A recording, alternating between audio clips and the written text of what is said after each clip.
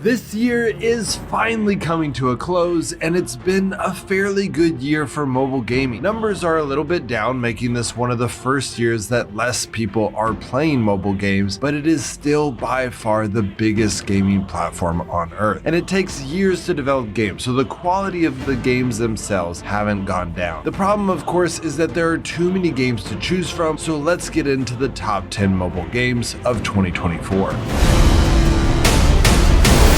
As usual, this video is not talking about the top charts of Google Play and iOS. Most of those games are trash, and the ones that aren't have been around for years. Rather, this video focuses on the AAA games that you will only hear about from your friends. Except, hopefully, I will be telling you about them first. The first game on our list is Astris, a 3D sci-fi RPG showcasing stunning visuals and engaging gameplay. You'll play as Jan, an investigator from Earth, tasked with exploring the vibrant world of Elindo. One of the standout features of Astris is its innovative combat system, which combines elements of both real-time and turn-based gameplay. Players have the opportunity to time their attacks strategically, allowing for counter maneuvers and devastating combo attacks alongside allies. Each character in the game boasts its own unique backstory and set of skills, adding depth to both the narrative and gameplay experience. Unlike traditional RPGs that rely heavily on random battles and grinding, Astris offers a more streamlined progression system that emphasizes skillful gameplay over mindless repetition. Success in battles hinges on the player's ability to master timing and strategy, rather than simply relying on brute strength. This approach not only keeps the gameplay challenging and rewarding, but also ensures that every encounter feels meaningful and engaging. The second game on our list is Katana Zero, an action platformer renowned for its stylish presentation and exhilarating gameplay ported to mobile devices by Netflix Games. Set in a dark and gritty world, players assume the role of a skilled assassin armed with a katana, tasked with unraveling the mysteries of their own past. The game's breakneck action and instant death combat mechanics provide players with a challenging yet rewarding experience as they slash, dash, and manipulate